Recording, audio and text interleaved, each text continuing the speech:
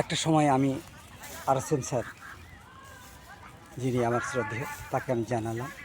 Sir বললেন সর্বনাশ হয়ে গেছে, বিষয়টি আমাদের খুব সজাগ থাকতে হবে।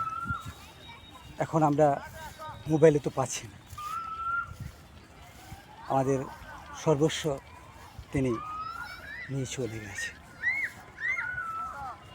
প্রোডাক্টগুলো, যতগুলো প্রোডাক্ট ছিল তিনি তারটা সহ আমারটা নিয়ে গেছে এবং তিনি পলাতক। তিনি যে ভোটার নামে তার আইডি করা ছিল, নামটাও তার ভুল। এটা আরএসএম স্যার তার এলাকায় গিয়ে কী পরিমাণ খোঁজাখুঁজি করেছে সেটা স্যারই একমাত্র জানে, এবং কি পরিমাণ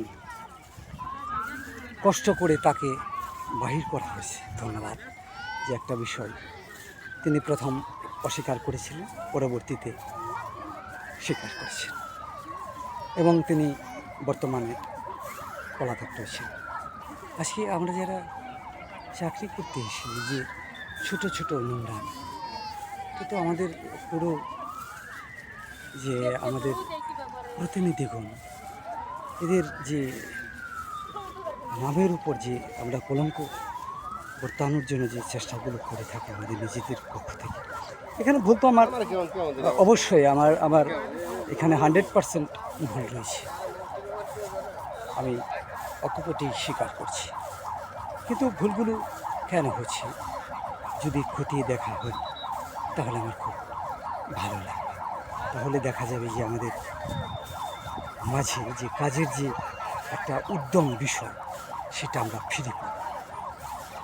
তাই আমাদের খুব প্রয়োজন হয়ে গেছে রহিম ভাইকে খুঁজে বের করা, তিনি এই অন্যায় কাজের সঙ্গে কেন লিপ্ত হচ্ছেন। আজকে আমরা যতটুকু ক্ষতিগ্রস্ত হয়ে গেছি, একজন আরএসএম পর্যন্ত আজকে কতটুকু প্রেশারের মধ্যে রয়েছেন। আমি তো সাধারণ একজন মানুষ, তাহলে এটা ভাবতে হবে যে আমাদের অন্যায়ের লেভেলটা কতটুকু। তাকে সসম্মানে আমি চাই যে যারা ফার্মাসিউটিক্যালসে সবসময় বিভিন্ন ভালো পরামর্শ দিয়ে থাকেন, সৎ পরামর্শ দিয়ে থাকেন, সে ধরনের লোকজনকে আমি রিকোয়েস্ট জানাবো যে আপনারা বিষয়টিকে গুরুত্বের সঙ্গে দেখবেন, যে আমরা যারা চাকরি করতে আসি আমরা কেন এই অপরাধের সঙ্গে জড়িত হচ্ছি। এই বিষয়গুলো নিয়ে আজকে আমি আরও কিছু কথা বলবো।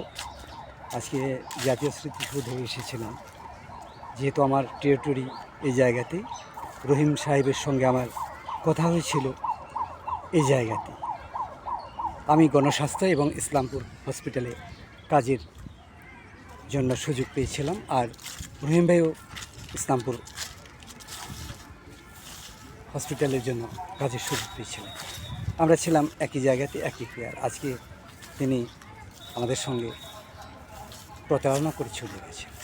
আমি এখনও রহিম ভাইকে অনুরোধ জানাবো যে আপনি সসম্মানে আপনি আরএসএম স্যারের কাছে স্যালেন্ডার করুন, এবং আমাদের বর্তমানে যারা রিপ্রেজেন্টেটিভ ফারিয়া রয়েছেন, আমি বিষয়টি এখনও বলিনি। কেন বলিনি?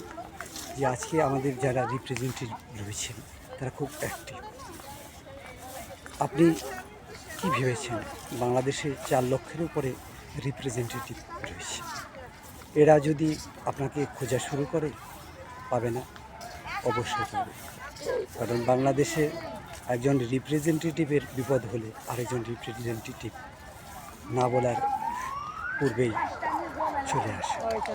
তাই আমি চাইব যে আপনি যেহেতু বলেছেন যে ওষুধ কোম্পানিতে কাজ করেছেন, রিপ্রেজেন্টেটিভ হিসাবে দীর্ঘদিন আপনার কাজের অভিজ্ঞতা রয়েছে, সেই সুবাদেই আপনি আমাদের সঙ্গে কাজ করতে এসেছিলেন।